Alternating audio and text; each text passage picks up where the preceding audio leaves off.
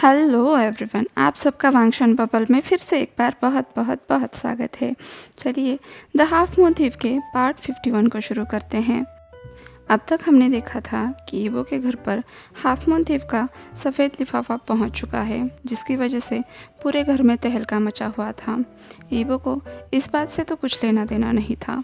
सुबह सुबह जब उसकी नींद खुली तो उसने पाया कि ईफई उसके सामने खड़ी है। ना तो आज उसके डैड ने उसे उठाया था, ना ही किसी सर्वेंट ने। ईफई को देखकर उसका तो मूड ही बिगड़ गया और इसमें मिर्ची लगाने के लिए उसे एक और न्यूज़ पता चल गई। उसके फादर ने जान और हाओशान दोनों को भी फायर कर दिया था, सिर्फ इसलिए क्योंकि वो ईबो के साथ फ्रेंडली होकर बातचीत कर रहे थे। जब उसे पता चला कि हाफ मून थीव ने अपना लिफाफा जेम्स वांग के नाम से भेजा है, सबसे ज़्यादा खुश होने वाला पर्सन ईबो ही था। वो सोचने लगा, अच्छा तो ये तरीका सोचा है उसने। ब्रेकफास्ट टेबल से उठकर ईबो तुरंत अपने रूम में गया। सबसे पहले अपने भाई को कॉल लगाया। हाइक्वान ने पहले रिंग में ही फ़ोन उठाया। ईबो बस चिल्लाना ही बाकी था। उसने कहा, भाई डैड को सफ़ेद लिफाफा मिल गया है। सफ़ेद मतलब हाफ मून थीव की तरफ से? हाइक्वान ने शॉक होकर कहा, हाँ वो क्राउन के पीछे है। ईबो चिल्लाया। हाइक्वान ने कहा, ईबो मुझे पता है तुम कितने खुश हो, लेकिन इतना चिल्लाओ मत, ये काफ़ी सीरियस मैटर है। मुझे पता है, लेकिन देखो ना ये कितना मज़ेदार है। ईबो हंसते हुए बोला। तो हाइक्वान ने कहा, ईबो मुझे नहीं लगता इस बार हाफ मून थीव सक्सेसफुल हो पाएगा। क्राउन पर काफ़ी ज़्यादा सिक्योरिटी रहेगी। ये कोई छोटी बात नहीं है, इससे दोनों देशों पर असर पड़ेगा। इसलिए गवर्नमेंट से लेकर जेम्स वांग तक सभी इस बात का खास ध्यान रखेंगे। मुझे नहीं लगता हाफ मून थीव क्राउन को देख तक पाएगा। ईबो ने कहा, भाई अभी तक वो एक भी बार नहीं चूका। हाइक्वान ने कहा, ठीक है, लेकिन अगर वो इस बार चूक गया तो तुम बुरा नहीं मानोगे। और हाँ, कल मैं तुमसे मिलने आ रहा हूँ। तो ईबो ने कहा, क्या हुआ भाई, आप फादर के सामने आने वाले हो? हाइक्वान ने कहा, मुझे उस पर्सन से कोई लेना देना नहीं है, मैं तो बस तुमसे मिलना चाहता हूँ। तुमसे काफ़ी सारी बातें करना चाहता हूँ, तुम्हारी शादी से पहले। ईबो हाइक्वान की टेंशन समझ पा रहा था। ज़रूर वो उसी बारे में बात करने वाला होगा, इसलिए बात बदलने के लिए उसने कहा, जोई के बारे में क्या उसने एग्ज़ाम पास कर लिया? तो हाइक्वान ने कहा, हाँ उसे डिग्री मिल गई है। वो शनिवार शाम की फ़्लाइट से लंदन चली जाएगी। सॉरी भाई, ईबो ने कहा। उसे हाइक्वान पर बहुत दया आ रही थी, क्योंकि कुछ ही दिनों में जोई इंग्लैंड चली जाएगी, वो म्यांमार चला जाएगा। हाँ, अगर हाफ मून थीव सक्सेसफुल नहीं हुआ तो तब हाइक्वान बिल्कुल अकेला पड़ जाएगा। ईबो और हाइक्वान ने जोई और युआन के बारे में और भी कुछ बातें की। ईबो ने कॉल कट किया और वो नीचे आ गया। उसने देखा कि ईफई काउच पर बहुत उदास बैठी हुई है। जब वो उसके पास गया तो ईफई ने कहा, कोई बात नहीं, क्राउन की सिक्योरिटी बहुत टाइट है। तो ईबो ने कहा, फिर तुम क्यों टेंशन में हो? तो ईफई ने कहा, पता नहीं, शायद मैं बहुत डर गई हूँ। ईफई ने ईबो को गले से लगाया, फिर उसके होठों पर सॉफ्टली किस किया और कहा, ईबो हम दोनों साथ होकर इससे गुजरेंगे। तभी उसके फादर ने उसे आवाज़ लगाई तो ईफई वहाँ से चली गई।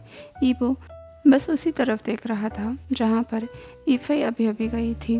तभी उसे पीछे से किसी ने आवाज़ लगाई। उसने मुड़कर देखा तो उसके सामने ऑफिसर सोंग जियांग खड़े थे।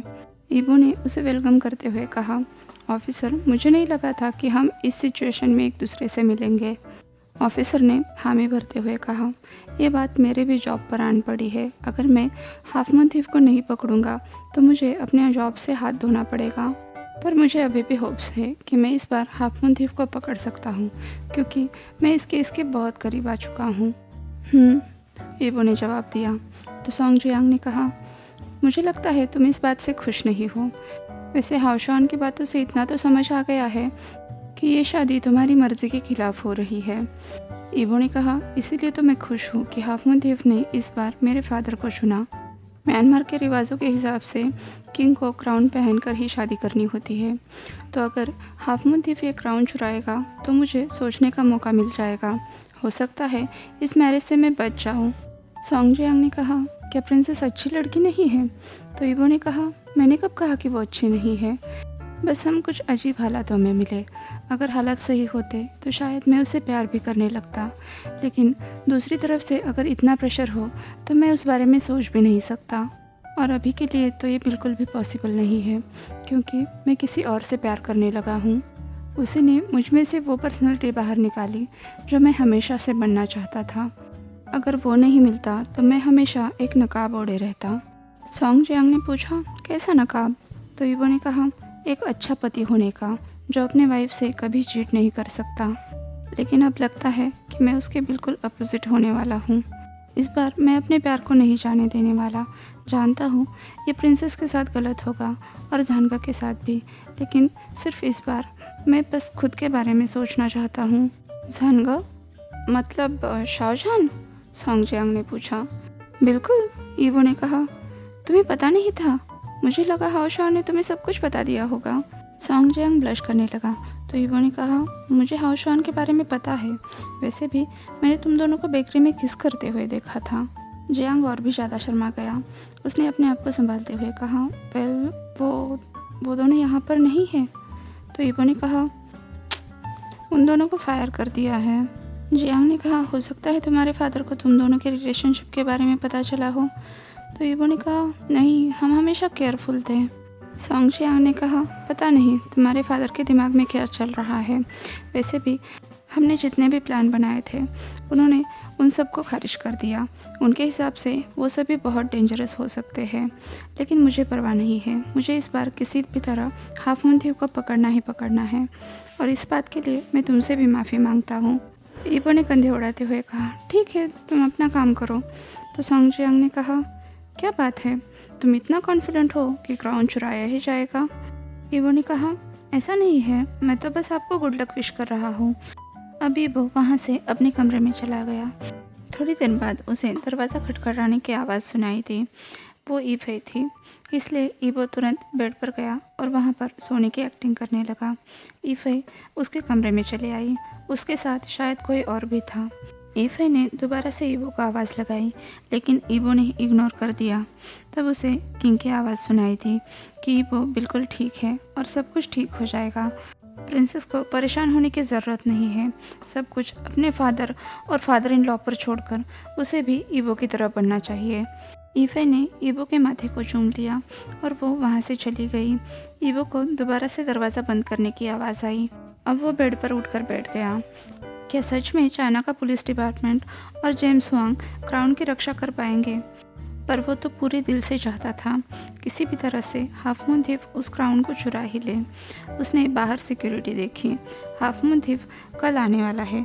इसका मतलब वो आज तो प्लान नहीं बना रहा होगा ना। उसे पुलिस और अपने पिता की सोच पर दया आ रही थी, लेकिन क्या करे। तभी उसने ईफे और किंग को वहाँ से जाते हुए देखा तो राहत की सांस ली। अब वो नीचे आ गया और खुद किचन में खाना बनाने लगा। एक मेड ने आकर कहा कि वो उसके लिए बना देगी, लेकिन ईवो ने उसे मना कर दिया। उसे जान का कॉल आया। फाइनली ईवो बहुत खुश हुआ। उसने तुरंत फ़ोन उठाते हुए कहा, जानका, तुम ठीक तो हो ना? तो जान ने कहा, ये सवाल तो मुझे तुमसे पूछना चाहिए। मैंने घर के अंदर भी आने की कोशिश की, लेकिन वहाँ पर बहुत सारी पुलिस है। वहाँ पर चल क्या रहा है? क्या तुम्हारे बाप ने तुम्हें फिर से मारा? ईवो ने कहा, हाँ मैं ठीक हूँ, लेकिन क्या फादर ने सच में तुम्हें फायर किया है? जान ने कहा, हाँ, उस खड़ूस ने सच में ऐसा किया है। तो ईवो ने कहा, लेकिन क्यों? तो जान ने कहा, उसे हमारे रिलेशन के बारे में पता चल गया है। क्या? ईवो चिल्लाया। तो जान ने कहा, चिंता मत करो, उसे ऐसा लग रहा है कि तुम मेरे और हाओशान के साथ काफ़ी फ्रेंडली हो। शायद फेनमिंग जिंग ने उसे चुगली कर दी है। कल मैं तुम्हें लेने के लिए एयरपोर्ट आया था, ये उसे पता था। और कल रात को जब हम गार्डन में मस्ती कर रहे थे, वो भी तो उसने देखा था। इसलिए चिंता मत करो, तुम्हारे फादर को नहीं पता है कि हम दोनों साथ में सोते हैं। साथ में सोते हैं, ईवो सोचने लगा। तो क्या हमारा रिश्ता बस इतना ही है?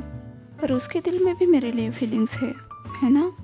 जान फ्रस्ट्रेट होते हुए बोला, लेकिन तुम्हारे घर के आसपास इतनी सारी पुलिस क्यों है? मैं सुबह तुम्हें देखने के लिए आ रहा था, लेकिन मुझे अंदर ही नहीं घुसने दिया।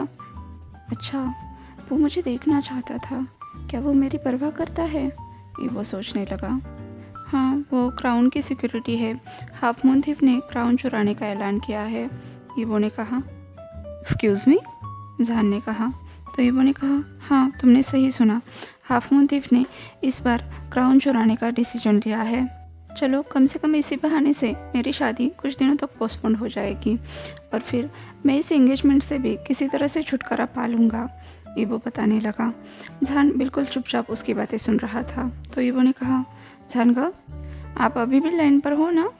जहान ने कहा, हाँ मैं बस बहुत ज़्यादा शॉक हो गया था।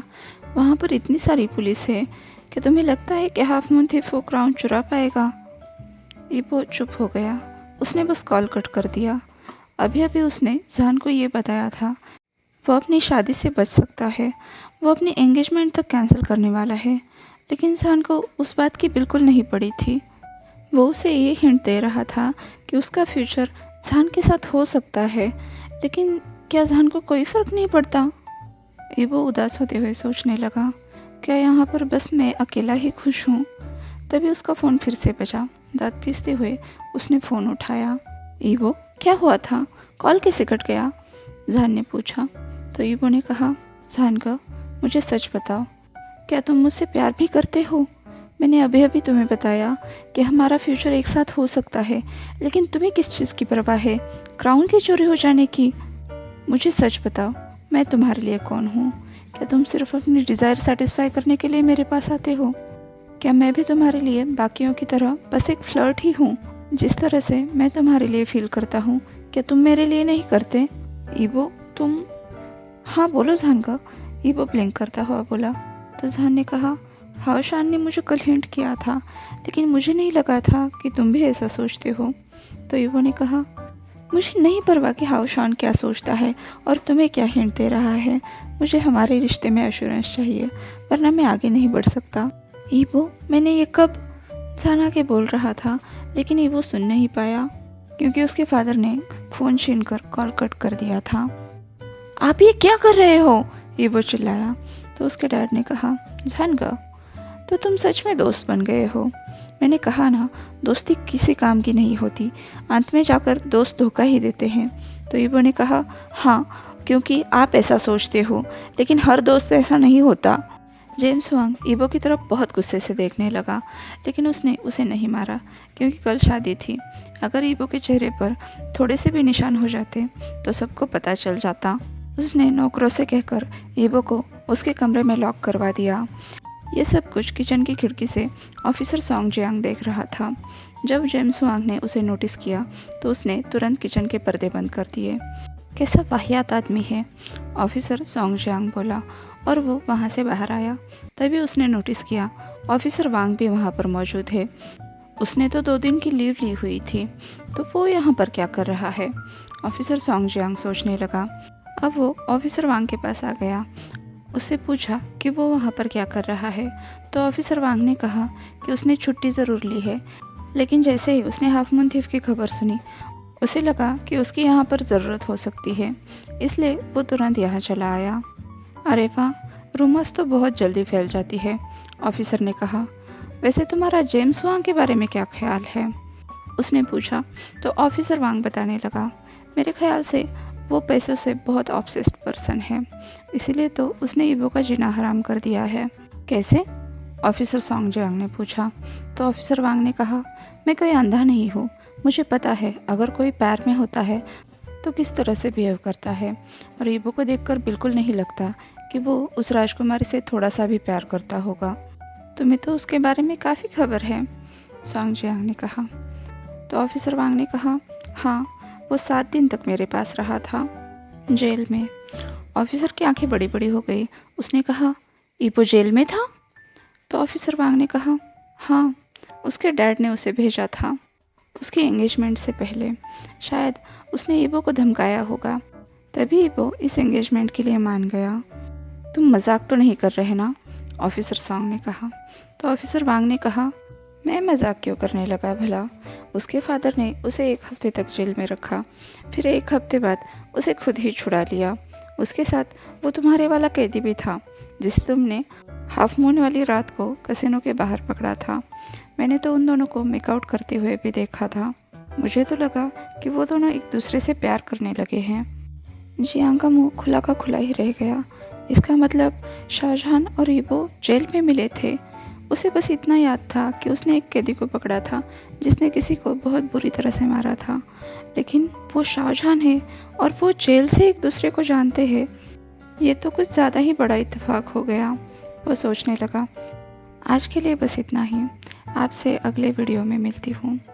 एक्चुअली कल कहने का कोई मतलब नहीं है, क्योंकि कुछ ऐसा हुआ है जिसकी मैंने कभी कल्पना भी नहीं की थी।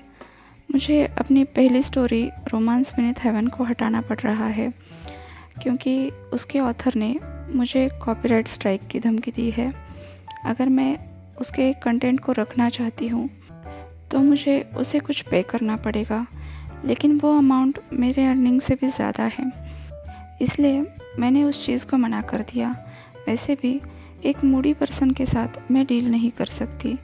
तो अभी जो भी लोग जानना चाहते हैं कि रेड ड्रैगन और मैजिकल बीस्ट की स्टोरी का क्या हुआ, तो उसके लिए मैं लीगल तौर पर कोशिश कर रही हूँ कि कम से कम मेरे वीडियोस के राइट्स तो मेरे पास हो। वैसे भी मैंने स्टोरी पर कभी भी अपना हक नहीं दिखाया था, मुझे तो बस अपने वीडियोस के राइट्स चाहिए थे।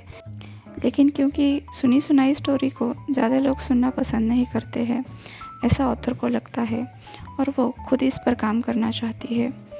ठीक है, मैं अपने सभी वीडियोस हटा रही हूँ, लेकिन इस चीज़ से मुझे डिप्रेशन के साथ साथ कुछ लॉस्ट वाली फीलिंग भी आ रही है।